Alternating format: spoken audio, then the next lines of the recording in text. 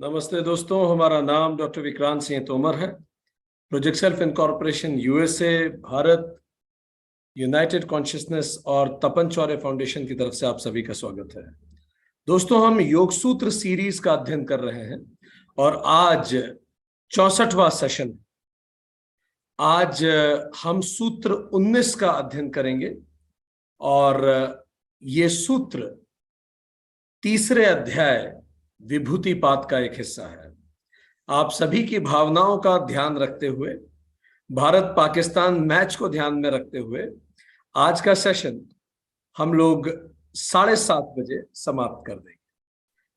45 minutes की बात होगी और 15 मिनट का Q&A उसी के साथ हम रखेंगे। चलिए शुरुआत करते हैं। सूत्र 19,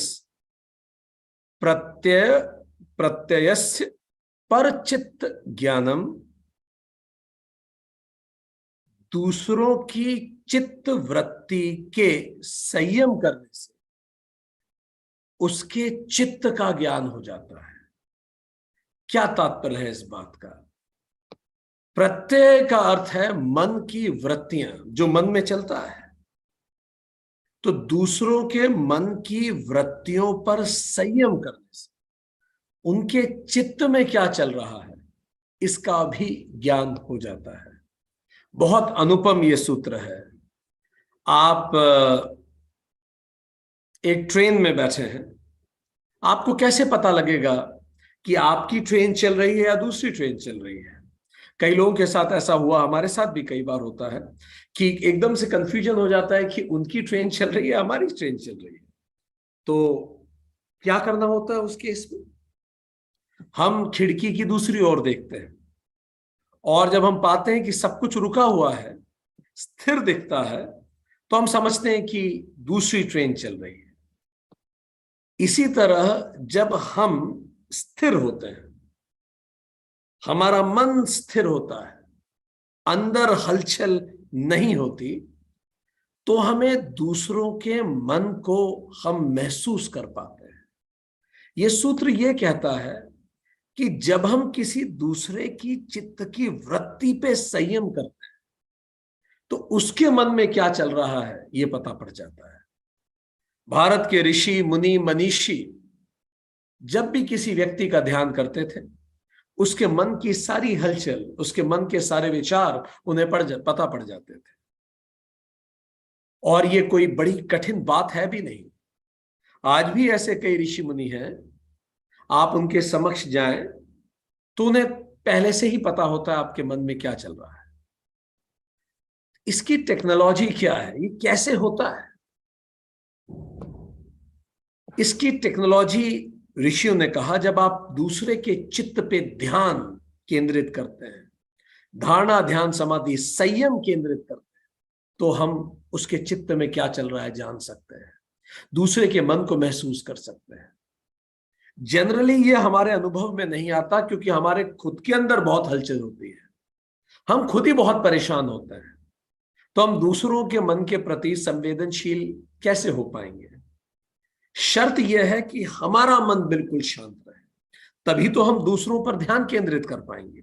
तो जब वो कह रहे हैं दूसरों के मन पे ध्यान केंद्रित करना, इसमें ये बात इनहेरेंट है, छुपी हुई है कि उस दौरान खुद के मन में क्या चल रहा है उस पे ध्यान केंद्रित न हो। जब हमारा ध्यान खुद पे होता है तो कई बार हम दूसरों के प्रति असंवेदनशील हो जाते हैं। रिसर्च ये बताती है कि जिन लोगों के जीवन में या उनको ये महसूस होता है कि उनके जीवन में प्रेम की कमी है, कई बार वो असंवेदनशील हो जाते हैं दूसरों के प्रति, क्योंकि वो अपने जीवन में इतने दुखी होते हैं, इतने परेशान खुद से होते हैं, खुद के जीवन से होते हैं कि वो दूसरों के प्रति संवेदनशील नहीं बचते। रिसर्च ये भी बोलती है कि कई बार इस असंवेदनशीलता के चलते वो दूसरों को छुट्टी नहीं देते। अगर वो कहीं बॉस है तो आसानी से छुट्टी नहीं देंगे। जब जीवन में प्रेम की कमी होती है तो रिफ्लेक्ट होती है, बहुत जल्दी नाराज हो जाएंगे छोटी छोटी बातों पे, टेंट्रम्स थ्रो करेंगे, दूसरों की बात को सुनेंगे नहीं ढंग से। बहुत सारी जगह रिफ्लेक्शन होता है जब हमारे मन में हलचल होती है। चेहरे से लेके शरीर तक, व्यवहार से लेके नींद के पैटर्न तक, जब हमारे मन में हलचल होती है। महर्षि पतंजलि यहां कह रहे हैं शर्त यह है आपका मन शांत हो, बिल्कुल शांत, तब दूसरे का मन का दर्पण इसमें रिफ्लेक्ट होने लगेगा। जब हम स्थिर होते हैं तो हमारा मन बिल्कुल दर्पण बन जाता है। जैसे एक पानी होता है, बिल्कुल स्थिर पानी, कोई लहर नहीं, कोई गंदगी नहीं। जब वो बिल्कुल साफ होता है तो एक दर्पण की तरह हो जाता है, आप अपनी शक्ल देख सकते हैं। बस इस दर्पण को हमें जिसकी ओर हम घुमाएंगे उसके चित्त का प्रतिबिंब हमारे मन में बनने लगता है। इतना स्पष्ट बनने लगता है कि मानो वो हमारे ही मन के विचार हैं, ऐसे बिल्कुल साफ दिखता है। जैसे भी आप हमें देख पा रहे हैं, अगर आपके यहां नेटवर्क ठीक है तो इतना स्पष्ट प्रतिबिंब बनता है। आप में से कई लोगों को यह सुनने में थोड़ा अजीब लग रहा होगा या थ्योरेटिकल लग रहा होगा। हमने हिंदुस्तान में बहुत सारी जगह इस प्रकार की वर्कशॉप्स करवाई हैं, जिन वर्कशॉप्स में एक तो अभी हमने 2 दिन पहले ही करवाई दिल्ली में। 2 लोगों को आप एक दूसरे के आमने सामने बिठा दें और दोनों को केवल एक दूसरे की आंखों में आंखें डाल के देखना होगा 5 मिनट तक। एक शब्द भी संवाद नहीं होगा दोनों के बीच। वो 2 जो अजनबी हैं, एक दूसरे को बिल्कुल नहीं जानते, एक शब्द भी संवाद नहीं करेंगे, बस एक दूसरे की आंखों में आंखें डाल के देखेंगे। जब ये प्रक्रिया शुरू की थी, करवाई हमने, तो जो लोग आमने सामने बैठे थे वो हंस रहे थे क्योंकि अजीब लग ही रहा था। आज तक किसी की आंखों में आंखें डाल के 5 मिनट देखा 90% लोगों ने ऐसा नहीं किया होगा कभी जीवन में, तो थोड़ा अजीब लगता है स्वाभाविक रूप से। शुरू में तो उनमें से कई लोग हंस रहे थे, हर बार ये होता है, लोग हंसते हैं शुरू, धीरे धीरे हंसी समाप्त हो जाती है, फिर थोड़ी संजीदगी आती है। कई बार हमने देखा उसके बाद बहुत गहरा सन्नाटा आता है, मन पूरा शांत हो जाता है। हमने ये तक देखा लोगों की आंखों से आंसू बहने लगते हैं। और 5 मिनट बाद जब हम उन लोगों को कहते हैं कि जरा शेयर कीजिए एक दूसरे से, जब आप उसको देख रहे थे तो आपके मन में क्या विचार है, क्या रिफ्लेक्शन है। जो हम बता रहे हैं बिल्कुल सच्ची आंखों देखी घटना है।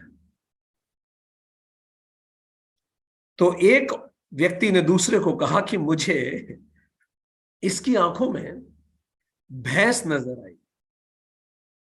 एंड उसने कहा कि जब मुझे भैंस दिखी तो मुझे खुद को बड़ा अजीब लगा, ये क्या नॉनसेंस है।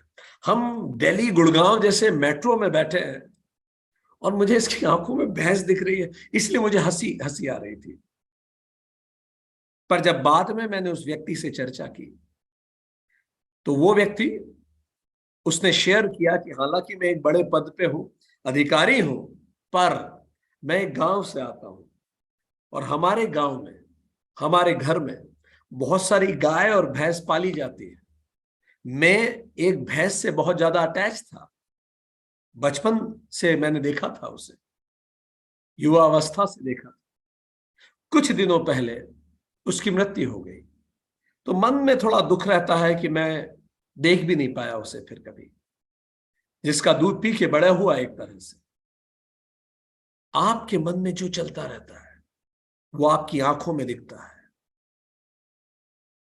एक ने दूसरे को बताया कि मुझे इनकी आंखों में बस दिख रही थी। अभी कितना वियर्ड है किसी की आंखों में बस देख के बस का महसूस होना, भैंस दिखना।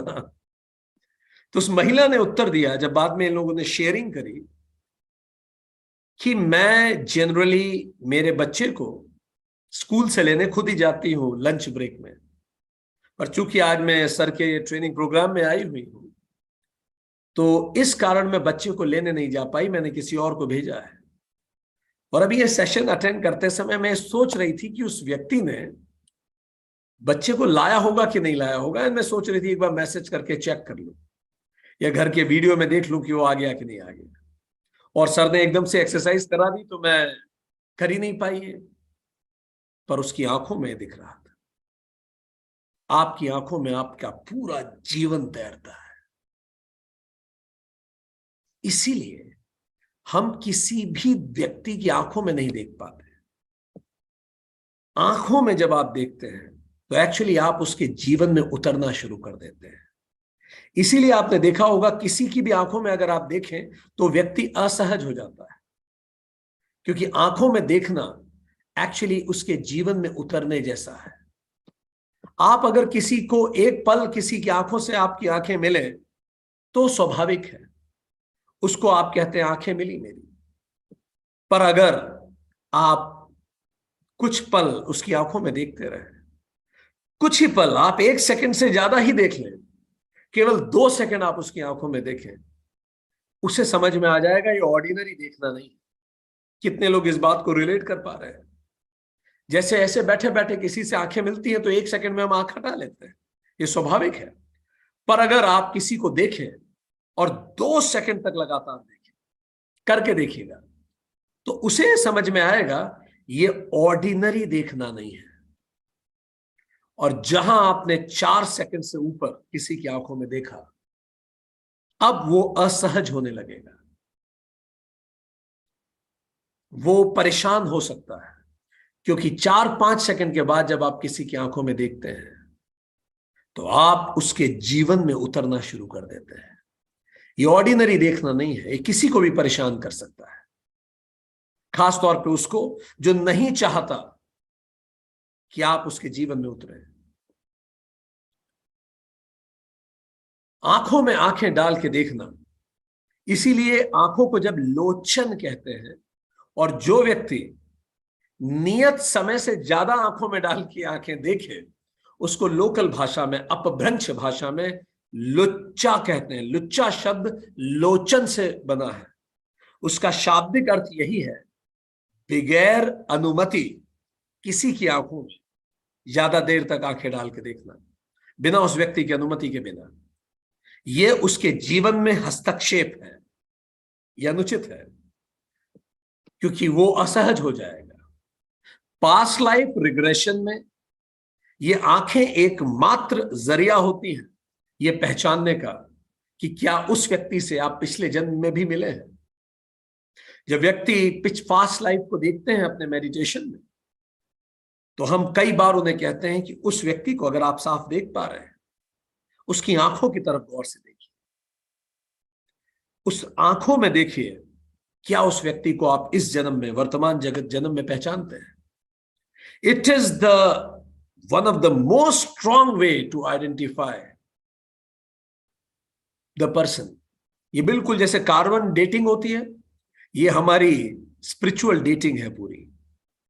ये एक तरह से आप सीडी रोम मान लीजिए, उसके हर ट्रेस में हमारे जन्म जन्मांतरों की कहानी छुपी है। तो यदि हम किसी की आंखों में आंखें डाल के देखें तो ये जन्म तो छोड़िए, एक्सपर्ट्स कितने जन्म देख लेते हैं। ऋषि मुनि केवल आंखों में आंखें डाल के देखें और एक पल में उनको उसके कई जन्मों का भान होने लगता है, रिफ्लेक्शन आने लगते हैं, ग्लिम्सेस दिखने लगते हैं। हमने ऐसे भी लोग देखे, जब ये हमने वर्कशॉप्स करवाई थी, कि लोगों ने एक दूसरे के घर के नक्शे तक बना के दे दिए। वो खुद चकित थे कि ये कैसे पॉसिबल है।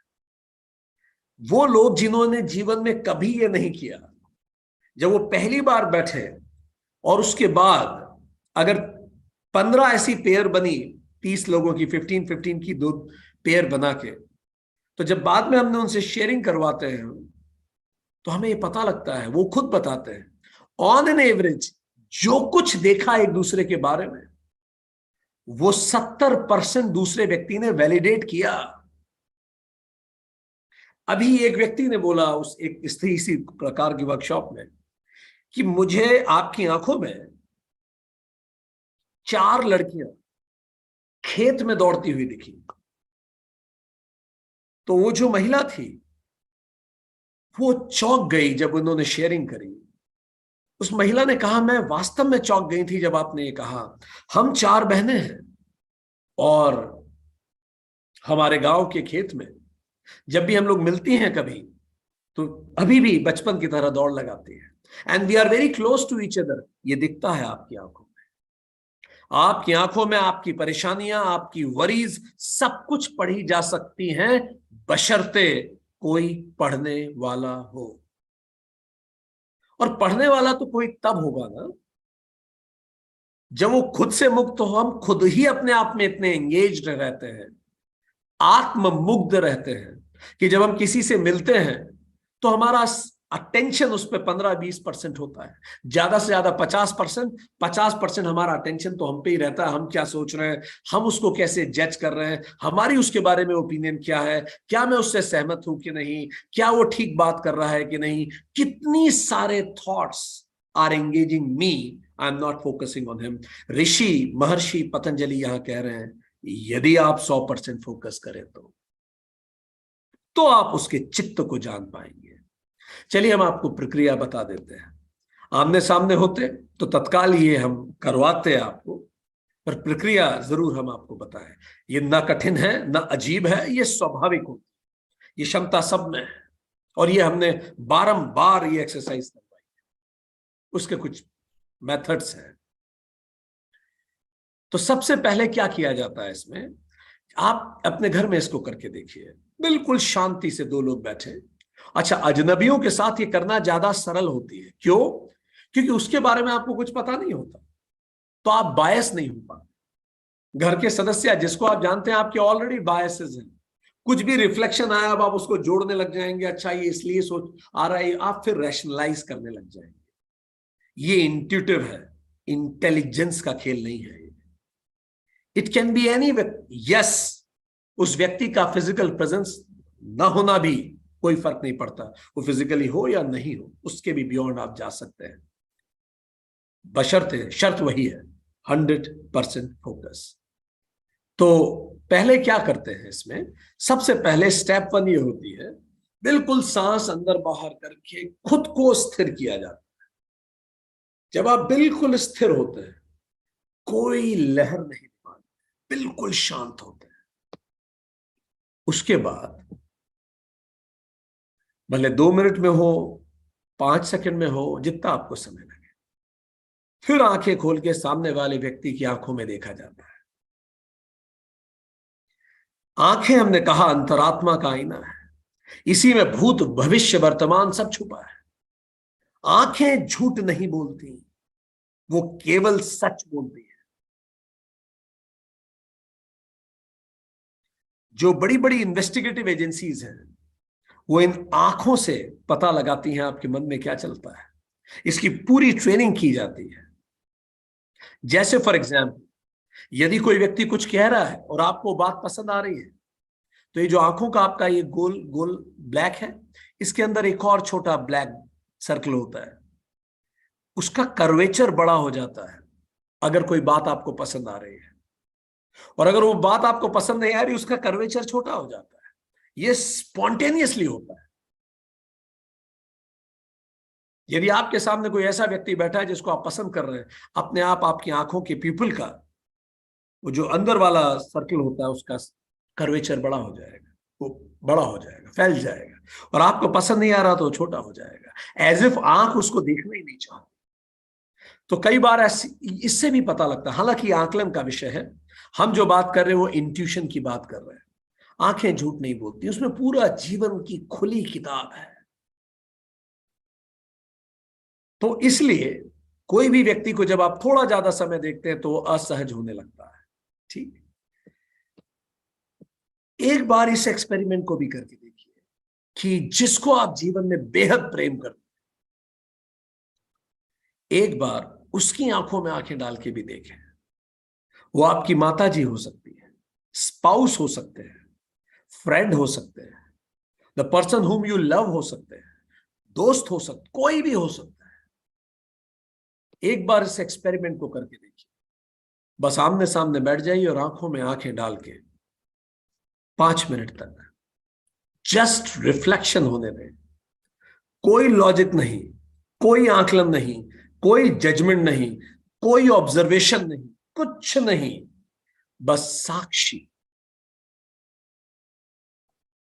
आपको कई अनकही कहानियां मिलेंगी, ऐसे कई काश मिलेंगे जो उन्होंने कभी आपसे शेयर नहीं किए, कई डर जो आपको कभी बताए नहीं, कई अनुभव जो उन्होंने अकेले ने महसूस किए, कई ऐसी घटनाएं जो आपके संज्ञान में नहीं है, वो सब इसमें दिखेगा। बाद में you can share, you can do with kids also, you can do with anybody. ठीक। सो ये स्टेप 1 हो गया, खुद को शांत करें। स्टेप 2 हो गया, उनकी आंखों में देखें। जब आप उनकी आंखों में देखेंगे तो आपके अंदर भाव क्या होना चाहिए, ये सुनिए। क्या सोचना है, मन में क्या चलना चाहिए, भाव क्या होना चाहिए। आपके मन में तो कुछ नहीं चलना चाहिए, कहने का मतलब हमारा यहां यह है, क्या आपके अंदर गहरा भाव होना चाहिए, जिस भाव से आप इस पूरी प्रक्रिया को करें। सोचना कुछ नहीं है, किस भाव से इसमें उतरना है। भाव होना चाहिए शुद्ध करुणा का भाव, जैसे आप अपने छोटे बच्चों के प्रति होता है।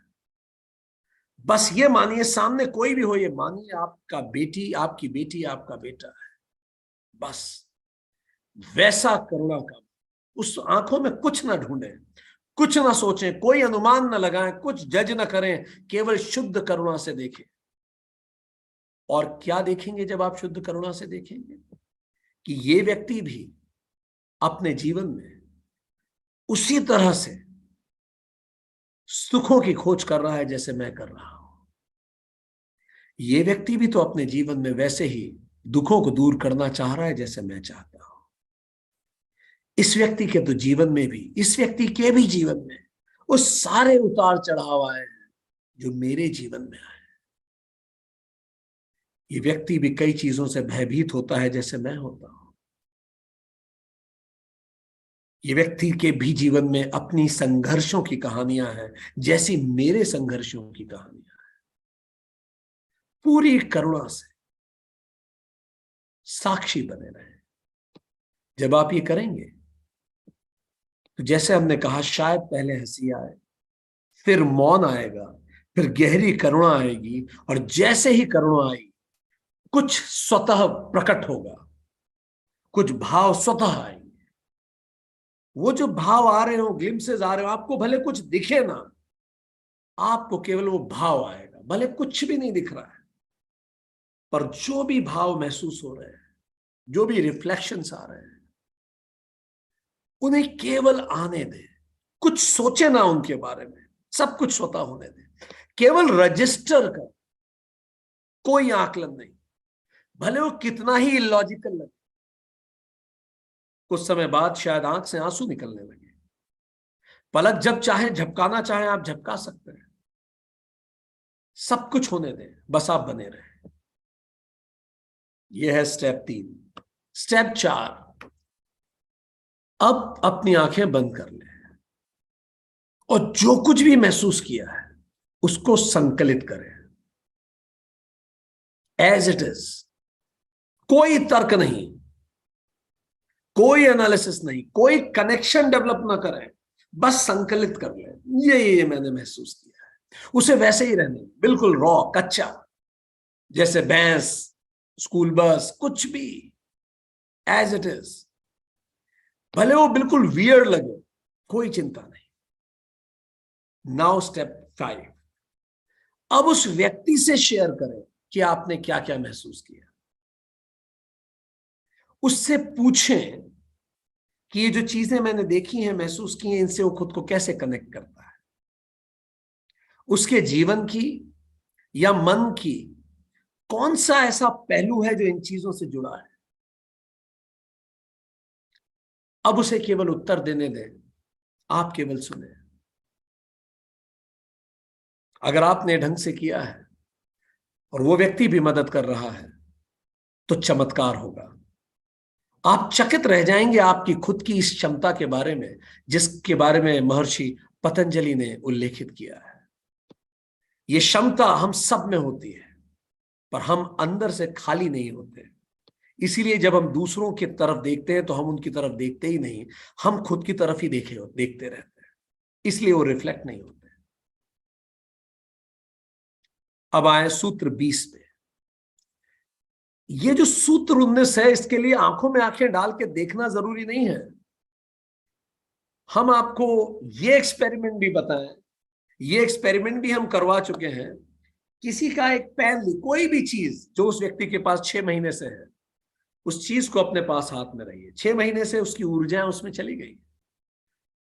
उसका क्रेडिट कार्ड लीजिए, डेबिट कार्ड लीजिए, उस पे हाथ ऐसे रखिए, आंख बंद कीजिए, अपने चित्त को बिल्कुल शांत कीजिए और महसूस कीजिए कि ये जिसका भी डेबिट कार्ड है, उस व्यक्ति के बारे में आपके मन में क्या रिफ्लेक्शन आ रहा है। वो भी सफिशिएंट है। जहां भी आपकी एनर्जी इंप्रिंट्स हैं, एनर्जी सिग्नेचर है, वो सब चीजें आपकी कहानी बयां करती है। आंखें तो एक्सट्रीम है, आंखें तो पूरी गाथाएं हैं, वो तो महागाथा है जीवन की। पर इवन एक डेबिट कार्ड, क्रेडिट कार्ड, एक पेन, वो तक रिफ्लेक्शन दे देता है यदि व्यक्ति शांत भाव से उसको देखे। आप कोई दूर व्यक्ति बैठा है, उसके मन पे अभी चित्त ध्यान लगाएं और उसके बाद उससे पूछें। अगर आपने ढंग से ध्यान लगाया है, जिस प्रक्रिया को हमने बताया है वैसे लगाया है, तो शायद कुछ चमत्कार आपको महसूस हो। करके देखिए। ठीक। सूत्र 20 ये कहता है, नच तत् सालंबनम तस्य अविषयी भूतत्वात्। दूसरों का चित्त विषय सहित साक्षात नहीं होता, क्योंकि वह संयम का विषय नहीं है। I love Maharshi Patanjali for his compassion for all of us. उनको ये समझ में आया था, आया ही होगा, कि हम लोग ये सोचेंगे कि अगर हमने उसकी आंखों में, किसी व्यक्ति की आंखों में बस देखी, तो हम खुद उसकी आकलन का प्रयास करेंगे कि बस का क्या मतलब है। तो वो ये कह रहे हैं, साफ साफ समझा दे रहे हैं कि आप केवल ये जान पाएंगे कि उसकी चित्त में भैंस, बस या बाइक है, परंतु उस विषय का उसके लिए सार्थकता क्या है, ये आपके संयम का विषय नहीं है। ये आप नहीं जान पाएंगे। ये तो वही बताएगा कि ये विषय उसके लिए क्यों महत्वपूर्ण है, क्या राग है, क्या द्वेष है। तो वो विषय संयम का विषय नहीं होगा। दूसरों का चित्त विषय सहित साक्षात नहीं होता, क्योंकि वह हमारे संयम का विषय नहीं। उसके चित्त में जो रिफ्लेक्शन होगा वो सब हमें दिखने लगेगा। Do I make sense? Perfect. अब हम छोटी छोटी सी 2 एक्सरसाइज करेंगे। ठीक। आप किसी भी एक व्यक्ति के बारे में धारें और एक 5 मिनट की हम इस एक्सरसाइज को करते हैं। जिस भी व्यक्ति को आप कनेक्ट करना चाहें, उस व्यक्ति के बारे में विचार करें, कनेक्ट करें और उसके बाद इस एक्सरसाइज में जुड़ जाएं। थिंक ऑफ एनी पर्सन जिसके चित्त को आप खुद से जोड़ना चाहेंगे। उसके चित्त में आकलन नहीं करना है, डिस्कवरी नहीं करनी है। हम फिर कह रहे हैं, ये खोजबीन नहीं है, डिटेक्शन नहीं है, ये कंपैशन है। ये नहीं है कि उसके चित्त में क्या चल रहा है मैं पता लगाऊं, ये नहीं है। Out of love and compassion, think about anybody. To make things more easy, think about a person whom you love, जिससे आप कनेक्टेड हैं। उस व्यक्ति के बारे में सोचिए और इस प्रक्रिया को करते हैं। आमने सामने बैठने से इसका असर बहुत गुना बढ़ जाता है। हमारी योग साधना पर निर्भर करता है, पर फिर भी करके देखते हैं। चलिए, किसी भी व्यक्ति को ध्यान में लाइए जिससे आप कनेक्ट करना चाहेंगे। ठीक। अगर आप तैयार हैं, रेज योर थंब।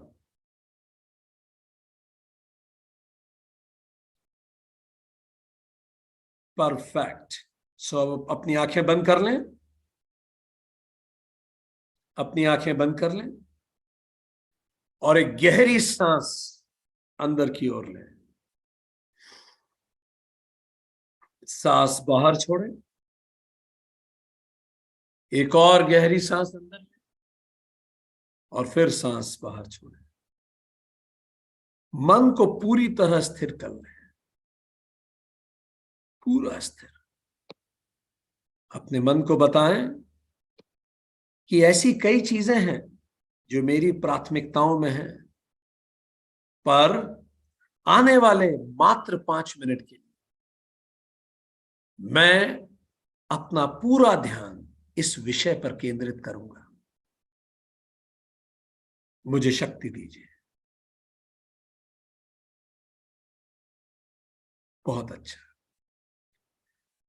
अब अपनी चेतना में उस व्यक्ति को लाइए जिस व्यक्ति के बारे में आप विचार करना चाहते हैं, उसके चित्त पे आप विचार करना चाहते हैं।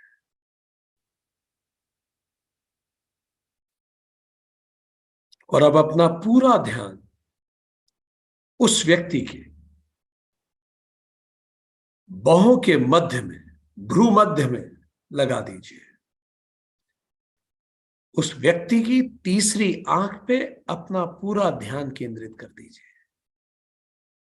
बहुत शांति से, बहुत स्थिरता से, बहुत प्रेम से, बहुत करुणा से एक तारतम्य बनाइए।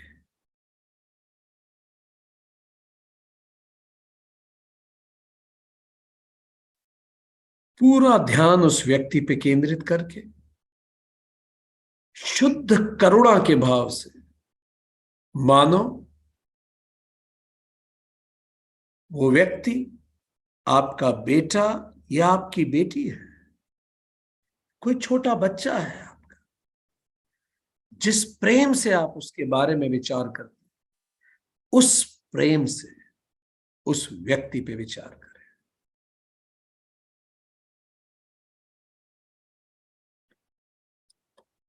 महसूस करें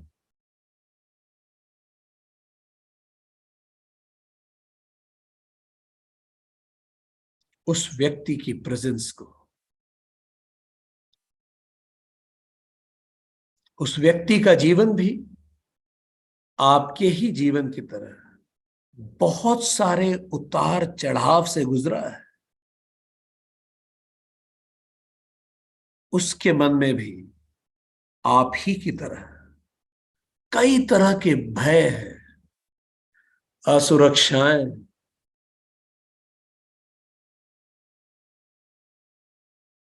उस व्यक्ति के भी जीवन की एक कथा है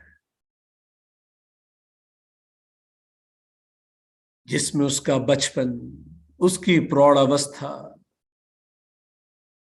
सब सम्मिलित है। उसके भी जीवन के कई ऐसे अनुभव हैं जो उसने आपसे कभी साझे नहीं किए। वो सारे अनुभव जो उसके संघर्षों के अनुभव हैं, जीवन के उतार चढ़ाव के अनुभव हैं, बस बने रहे, बस महसूस करते,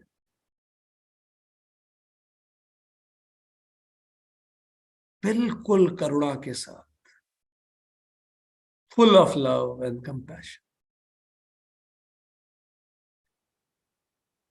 वो व्यक्ति भी अपने जीवन में वैसे ही खुशियों की तलाश कर रहा है जैसे आप कर रहे हैं। वो व्यक्ति भी वैसे ही दुखों को दूर करने का प्रयास कर रहा है जैसे आप कर रहे हैं। उसके चित्त में उसके सारे जीवन का ब्लूप्रिंट है। Trust your intuitions. जो भी विचार, भाव आ रहे हैं उन्हें आने दें। बस साक्षी बने रहे। कोई तर्क नहीं, कुछ नहीं, बस साक्षी बने रहे। जो भी भाव आ रहे हैं आने दें।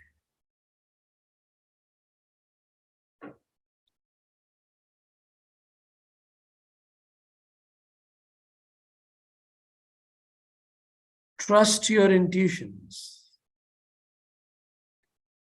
शुद्ध करुणा के भाव से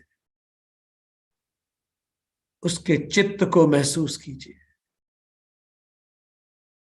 जो भी विचार आपके मन में आ रहे हैं, केवल उन्हें रजिस्टर कीजिए। उसके जीवन के उतार चढ़ाव की जो भी घटनाएं, विचार आपके ध्यान में आते हैं, उन्हें महसूस करें। बने रहें, बने रहें, बने रहें, पूर्ण करुणा के साथ, प्रेम के साथ।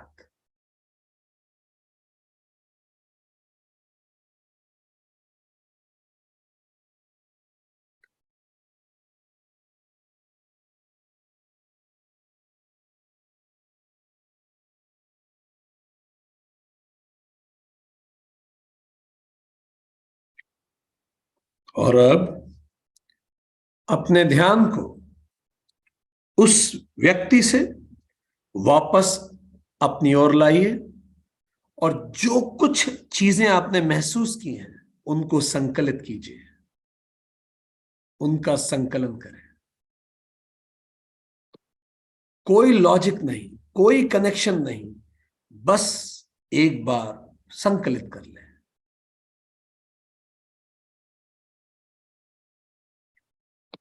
क्या महसूस किया आपने, उसका संकलन करें।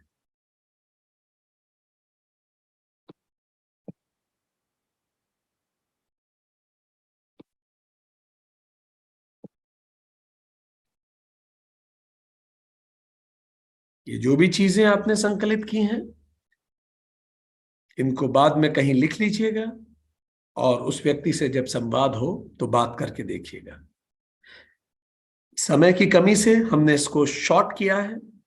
आप इसको और गंभीरता से करेंगे तो और बेहतर कर पाएंगे। यही महर्षि पतंजलि बता रहे हैं। अब एक दूसरी एक्सरसाइज हम आपसे के साथ करेंगे।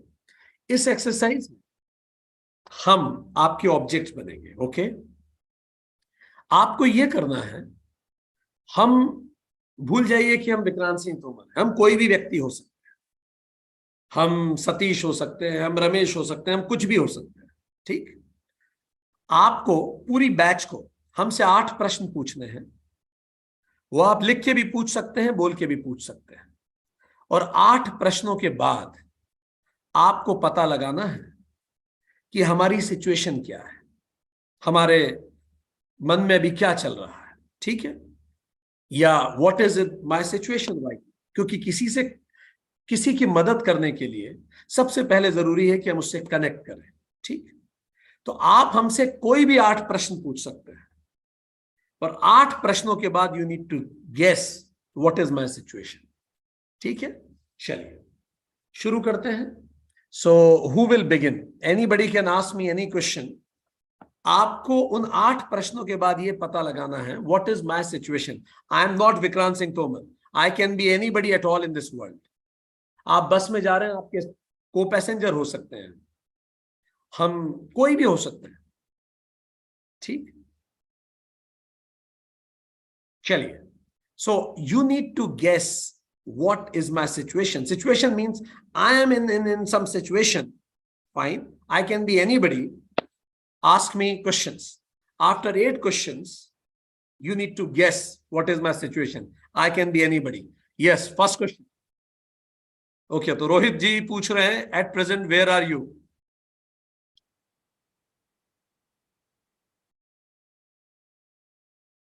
On a highway. First question answered. Second question.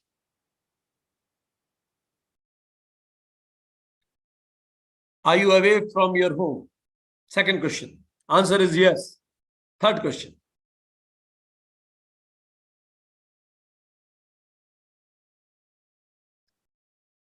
Purpose of your visit? Professional. 3 question हो गए. How was your previous day?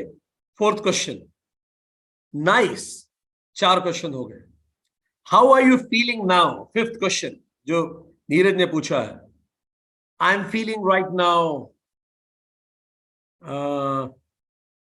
anxiety. Worry is the right word. I am feeling worried.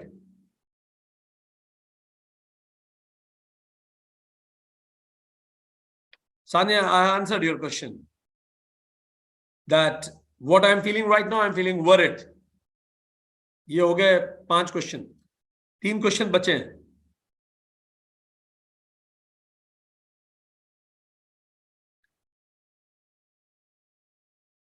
Okay, what is time right now? It's 7:10। हमें याद है cricket match चालू होने वाला है, इसीलिए याद दिला रहे हैं। 7 question is what is your goal to perform better? 7th, last question.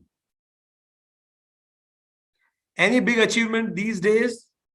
Yes, many. ये हो गया 8। Guess हम कहां हैं?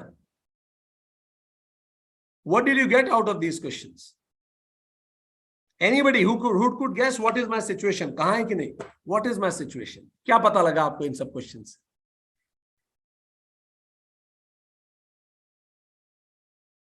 Could anybody guess? क्या पता लगा आपको इन क्वेश्चन से? It means these questions are not valid questions. ठीक? Adi, as I told you, forget that I am Vikrant Singh Tomar. I can be anybody. Exactly, Sania. This is the right question what Sania wrote in the chat box. Read the question. Just hold on.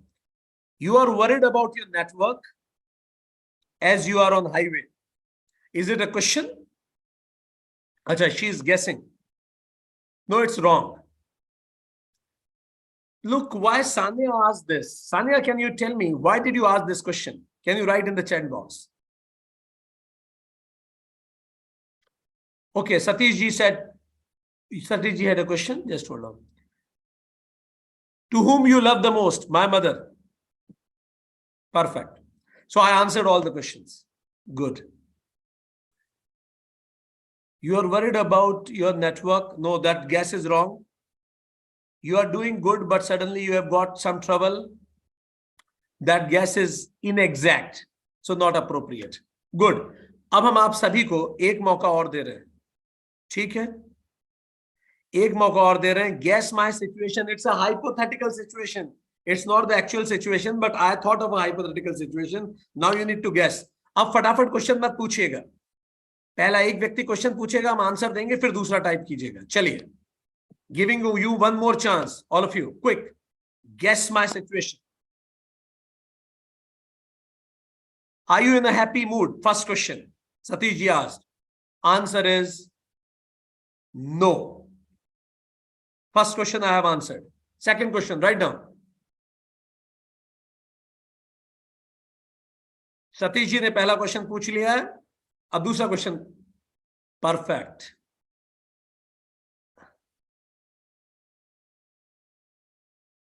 आदि, रुकी रुकी रुकी, एक एक करके. आदि ने पूछा, why are you worried?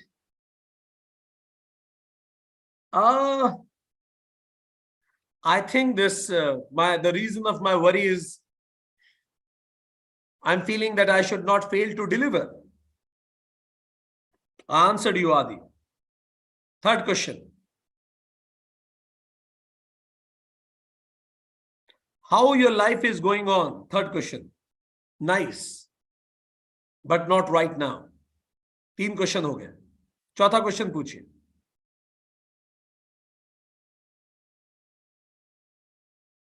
You are away from home for professional purpose and you achieved a lot and still wish for higher.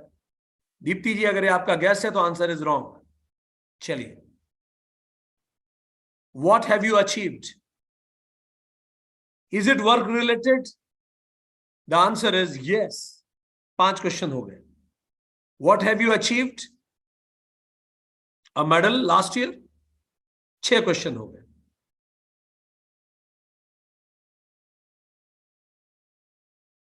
चलिए बताइए. अब 2 क्वेश्चन बचे हैं. Ask, why do you think you will not be able to deliver? Very good. Who wrote this question? Amazing. Very good. Because I feel I may not be able to reach there in time. Next question, last question, 8th question. पूछिए अगला question. Is this in your hand? No. 8 questions are over. This worry is not your hand. 8 question हो गए। अब बताइए क्या situation है।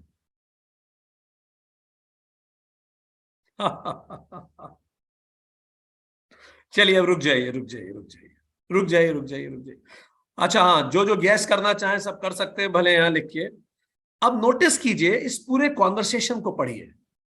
अब आप देखिए कि किस तरह का कॉन्वर्सेशन हम लोगों ने किया, and look at the quality of our conversation. पहला क्वेश्चन पूछा था सतीश जी ने, are you in a happy mood? What did I reply? No. तो सेकंड क्वेश्चन क्या होना चाहिए था हमसे? Why are you not in happy mood? So Adi ने फिर भी रिलेटिवली बेहतर क्वेश्चन पूछा, that why are you worried. यहां तक भी सही था, ठीक। Sandeep's question, how your life is going on, it's a वेग क्वेश्चन। जब आदि ने पूछा व्हाई आर यू वरिड, तो हमने कहा I am afraid I may fail to deliver. तो थर्ड क्वेश्चन क्या होना चाहिए था? थर्ड क्वेश्चन होना चाहिए था, why do you think you will fail to deliver? पर देखिए क्वेश्चंस क्या क्या है। Is this worry work related? What have you achieved? You are away for a professional purpose. अगला क्वेश्चन सही आया, why do you think you will not be able to deliver? Relay read, this is the appropriate third question जो पूछा जाना चाहिए था। तो हमने कहा I am afraid I may not reach there in time। तो अगला क्वेश्चन क्या आना चाहिए था? क्या आना चाहिए था? पर देखिए क्वेश्चंस क्या है। Is this in your hand? This worry is in your hand? How many hours you meditate? Stuck in rainfall? Late to attend a programme. अगला क्वेश्चन क्या आना चाहिए था इसके बाद? जब हमने कहा हमें डर लग रहा है कि हम लेट ना हो जाएं, अगला क्वेश्चन क्या होना चाहिए था?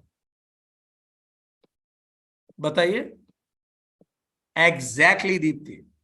अगला क्वेश्चन होना चाहिए था, why do you think you will be late there? ध्यान दीजिए, आप लोग जो प्रश्न पूछ रहे हैं, वो प्रश्न जब हम पूछ रहे हैं तो हमारा ध्यान खुद पे है। हम कुछ अज्यूम कर रहे हैं सबसे पहले, और उस अजम्पशन के आधार पे क्वेश्चन पूछ रहे हैं। इसका मतलब आपका अटेंशन हम पे नहीं है, आपका अटेंशन अपने आप पे है। आप खुद से पूछिए, मैंने क्वेश्चन क्यों पूछा? लाइक फॉर एग्जाम्पल, अगर कोई कुछ भी क्वेश्चन पूछ रहे हैं, so why you are asking that question? Fine. हम कुछ अज्यूम कर रहे हैं फिर क्वेश्चन पूछ रहे हैं, वो मत कीजिए। अटेंशन जो महर्षि पतंजलि कह रहे हैं, उसका मतलब यह है व्यक्ति जो मुंह से बोल रहा है केवल उस फोकस को फॉलो करे। कॉन्वर्सेशन कैसा होना चाहिए? पहला क्वेश्चन क्या होना चाहिए? Idle conversation. हमने बोला आप हमारा सिचुएशन गैस करें, तो 100% हम पे फोकस कैसे करेंगे आप? क्वेश्चन आपका ये हो सकता है, what are you feeling right now? हमने कहा I am feeling worried. Second question क्या आएगा? What is the reason of this worry? Worried हमने बोला, एग्जैक्टली उसको फॉलो कीजिए। तो हमने कहा कि भाई the reason of worry is I may fail to deliver. तो अगला क्वेश्चन क्या आएगा? Why do you think you will fail to deliver? हमारे आंसर पे बिल्ड कीजिए, focus on me not what you think. तो फिर हमने कहा कि हम वहां समय पे पहुंच नहीं पाएंगे, ऐसा हमें लगता है। तो अगला क्वेश्चन क्या होगा? आप वहां समय पे क्यों नहीं पहुंच पाएंगे, ऐसा आपको क्यों लगता है? यस। तो फिर हम आपको बताएंगे हमें ऐसा इसलिए लगता है क्योंकि हमारी कार का टायर पंचर हो गया है और इस कारण हम स्टक हैं, इसलिए हम नहीं पहुंच पाएंगे। यह है सिचुएशन। जब भी आप किसी से बात करें, सोचना बंद करें, केवल उसकी बात पे फोकस करें। यह है मंत्र। तब आप एग्जैक्ट सही आंसर पता लगा पाएंगे। Stop thinking, follow his focus. आप सोचना बंद कर दें, उसके प्रश्नों उसके उत्तर को गौर से सुनिए, आप आंसर लगा लेंगे। अब हम आपको एक लास्ट मौका, अब तो हमारे पास समय नहीं बचा, अगली बार कभी और मौका देंगे, बट ये ध्यान रखें आगे से किसी के भी साथ जब आप कॉन्वर्सेशन करें, उसके शब्दों पे ध्यान दीजिए, ना कि आप क्या सोच रहे हैं। यह कम्युनिकेशन की सबसे बड़ी फेलियर होती है। जब हमने कहा कि आई एम फीलिंग वरिड, तो you should not think why I am feeling worried, कि हो सकता है कि घर में कोई प्रॉब्लम हो सकता है कहीं कुछ हो गया। क्यों आप सोच रहे हैं? पूछिए ना। Ask, don't think. क्योंकि when you think, you are not focusing on another person. आप उस व्यक्ति पे फोकस नहीं कर रहे हैं, आपका फोकस किस पे चला गया है? खुद पे। क्लियर? इसीलिए पूछिए, ताकि आपका फोकस उस पे बना रहे। तो जब उसने बोला कि मैं लेट हो जाऊंगा, मैं वहां नहीं पहुंच पाऊंगा, अब फिर से सोचने में मत लग जाइए वहां क्यों नहीं पहुंच पाएंगे। फिर से हम अपने अनुभव से कि एक बार मैं फ्लाइट लेट के कारण नहीं पहुंच पाया, एक बार तेज बारिश के कारण नहीं पहुंच पाया था, अपने अनुभवों को दूसरों पे आरोपित मत कीजिए। फिर से हम अपने मन की हलचल पे चले जाते हैं। फोकस उसी व्यक्ति पे रखिए।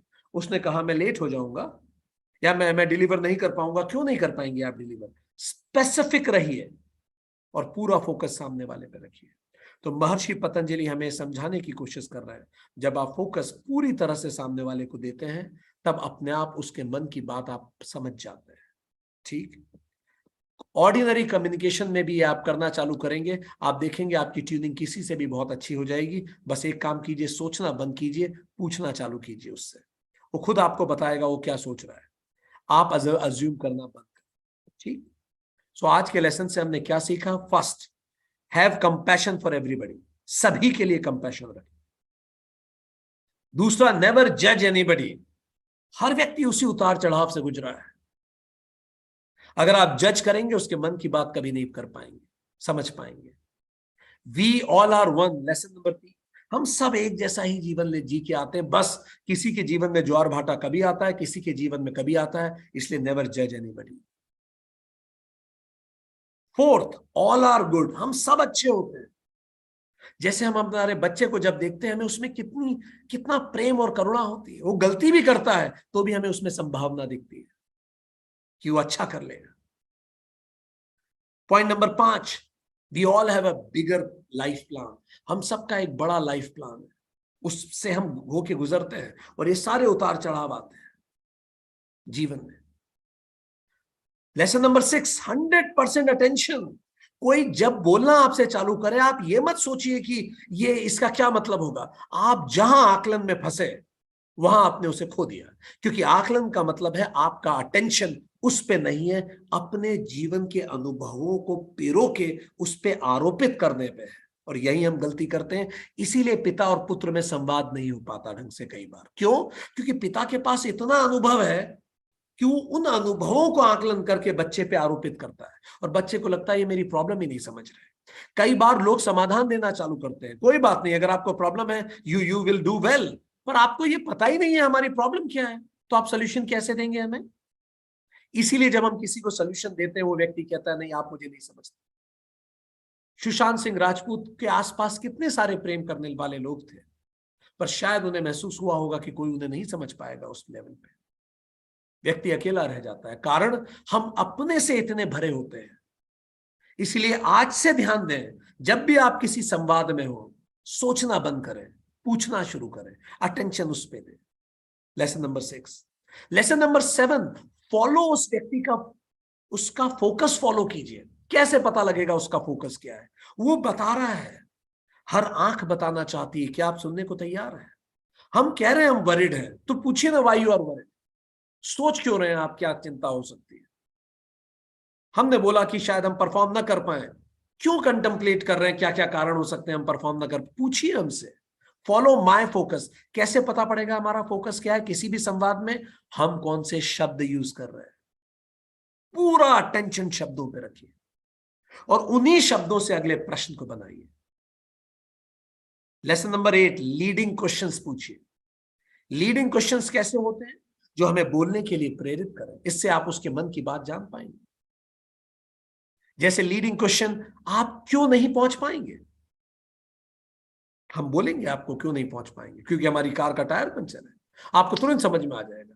कई बार लोग बीच में कहने लगते हैं कोई बात नहीं, अगर आप परफॉर्म नहीं कर पा रहे हैं, याद कीजिए पिछली बार आपने कब परफॉर्म किया था, आप चिंता मत कीजिए, हौसला रखिए, जीवन में सब आता है। अरे भाई, हम समझ रहे हैं आप हमारी मदद करना चाह रहे हैं, पर ये बातें मदद नहीं कर रही हैं क्योंकि आपको प्रॉब्लम ही नहीं पता है। प्रॉब्लम ये टायर पंचर है, आत्मविश्वास की कमी नहीं है। Clear? Ninth and last, see world from their perspective. इसीलिए महर्षि पतंजलि जो कह रहे हैं वो एक आगे की बात है, एक कदम आगे की बात है। महर्षि पतंजलि कह रहे हैं बिना बात किए आप लोगों को समझ पाएंगे, पर हमारी समस्या अभी ये, हम तो बात करके भी नहीं समझ पाते हैं क्योंकि हमारा अटेंशन लोगों पे नहीं होता। और महर्षि पतंजलि कह रहे हैं लोगों पे अटेंशन दीजिए, स्वतः आप उनको जान लेंगे। आज के लिए इतना ही।